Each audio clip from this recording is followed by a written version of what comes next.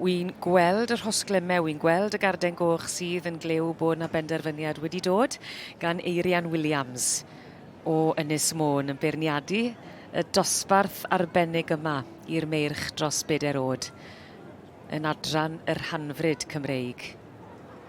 Y llongyfarchiadau mawr iawn i Thistledown Harper Royal yn eiddo i Sandy Anderson a Gareth Lapping fyny'n dangos ar nid y rhosyn rhwng I ddannedd, ond y garden rhwng I ddannedd.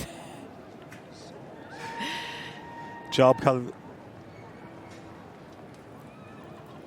cael y chwip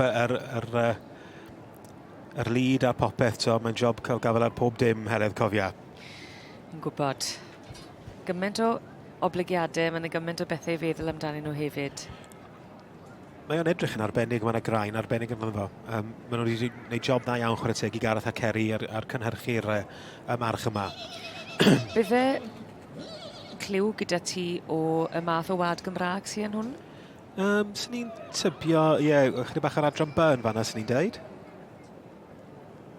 Siwr wyt ti'n gweud fyny? Achos dwi'n gweld beth yw'r fam. Mae yn y catalog, Heledd, come on. O'n i'n edrych ar y ceffyl Diwrnod 4 yn y sioe. Pobl yn falch o Welling hefyd.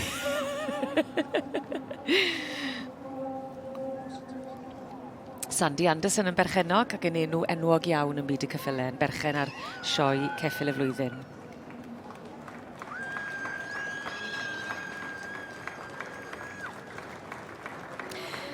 Mae'r pendroni a'r dyfalu ar ben. Mae'n swyddogol yn ennill dosbarth dros 4 oed i'r meirch ac yn adran yr Rhanfrid Cymreig.